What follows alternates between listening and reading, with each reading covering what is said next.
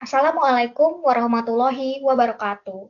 Perkenalkan, nama saya Alvina Rahma dengan NIM 2802526611.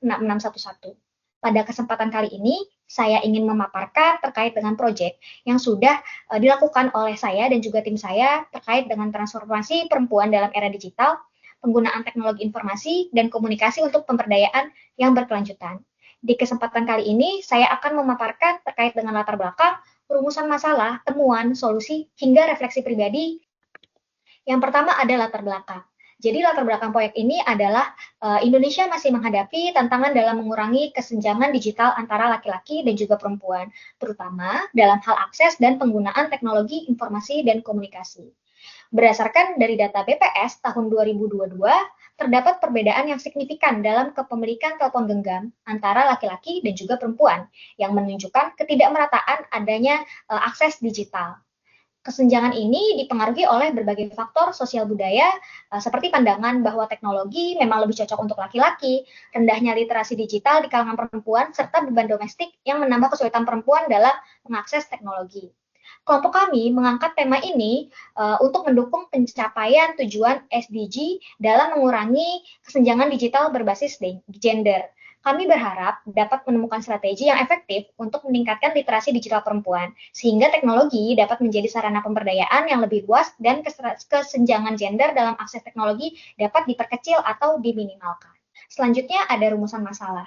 Penelitian ini dimulai melalui beberapa dorongan pertanyaan berikut. Yang pertama, bagaimana peran TIK gitu ya dalam mendukung transformasi perempuan di era digital. Yang kedua, tantangan apa aja sih yang memang dihadapi oleh perempuan dalam memanfaatkan teknologi informasi dan juga komunikasi ini dengan tujuan pemberdayaan.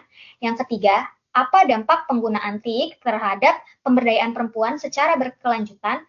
Yang keempat, bagaimana strategi yang dapat diterapkan untuk meningkatkan akses dan pemanfaatan TIK bagi perempuan guna mendukung pemberdayaan yang berkelanjutan. Dan yang terakhir, apa peran pemerintah, sektor swasta, maupun organisasi masyarakat dalam mendukung transformasi perempuan melalui teknologi informasi dan komunikasi. Temuan yang didapatkan mengarah pada pemahaman yang lebih dalam tentang bagaimana teknologi mendukung perempuan dalam berbagai aspek kehidupan ya, seperti berwirausaha, belajar, bekerja, hingga meniti karir. Khususnya, teknologi memang membuka akses yang lebih luas bagi perempuan untuk mengembangkan usaha, mencapai posisi kepemimpinan, serta memperluas jaringan bisnis dan juga akademis mereka. Teknologi berperan penting dalam pemberdayaan perempuan, terutama memang dalam kewirausahaan, dengan mempermudah akses ke pasar lebih luas, meningkatkan penjualan, dan juga mendukung manajemen usaha. Meskipun demikian, banyak sekali tantangan yang memang masih ditemukan, seperti masalah teknis, serta ketidakmerataan akses teknologi di kampus maupun di tempat kerja, yang memang hal-hal tersebut menjadi hambatan bagi para wanita. Teknologi juga memungkinkan perempuan untuk mengakses peluang karir tanpa terhalang waktu dan tempat, mendukung mereka mencapai posisi kepemimpinan dan juga meniti karirnya. Penguasaan teknologi menjadi faktor yang penting dalam memperkuat posisi perempuan di dunia kerja dan juga membuka peluang pemberdayaan yang lebih luas. Untuk mengoptimalkan potensi teknologi, diperlukan peningkatan keterampilan digital dan juga infrastruktur yang lebih baik, serta pelatihan dan juga fasilitas yang mendukung.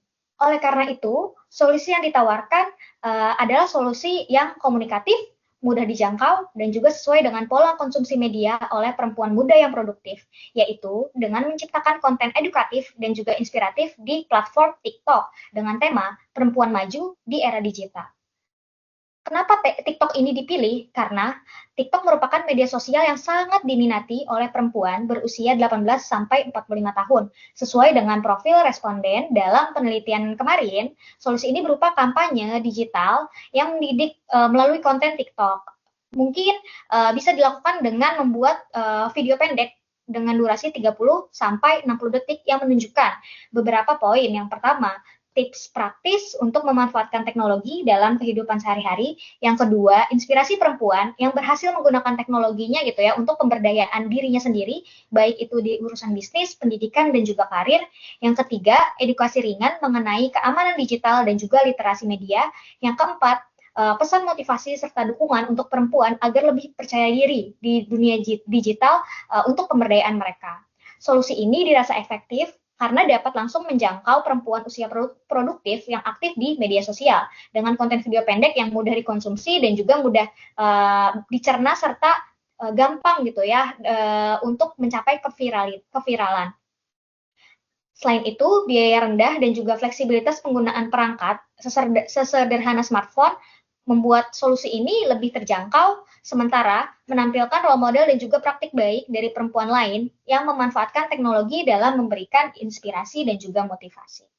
Dalam pelaksanaan proyek ini gitu ya, refleksi pribadi bagi saya sendiri gitu, untuk proyek ini proyek yang terkait dengan pemberdayaan perempuan ini memberi saya pemahaman tentang potensi teknologi dalam meningkatkan kehidupan perempuan di berbagai macam bidang, baik itu ekonomi, sosial, dan juga pendidikan. Saya menyadari bahwa meskipun teknologi memiliki banyak peluang, namun masih ada tantangan yang memang dirasakan oleh pengguna teknologi, seperti keterbatasan perangkat, kurangnya keterampilan digital, dan juga hambatan sosial yang memang masih menghantui para pengguna. Pemberdayaan perempuan ini nggak hanya melibatkan akses terhadap teknologi, tapi juga peningkatan keterampilan, kepercayaan diri, dan juga perubahan persepsi sosial yang lebih luas. Melalui wawancara pribadi dengan narasumber, saya memperoleh wawasan berharga gitu ya, tentang bagaimana teknologi dapat membantu pengelolaan UMKM. Penggunaan aplikasi berbasis teknologi yang diterapkan oleh narasumber saya dalam mengelola data stok, pelanggan, supplier, dan juga penjualan menunjukkan bahwa teknologi dapat meningkatkan efisiensi dan juga kinerja bisnis. Namun, di waktu yang sama, tantangan dalam mengimplementasikan teknologi seperti kompetensi user atau pengguna juga perlu diperhatikan. Hal ini mengingat pentingnya pelatihan dan juga peningkatan kapasitas SDM agar teknologi dapat digunakan secara optimal untuk mendukung kelangsungan dan perkembangan bisnis, terutama dalam konteks pemberdayaan perempuan. Sekian yang dapat saya paparkan. Wassalamualaikum warahmatullahi wabarakatuh.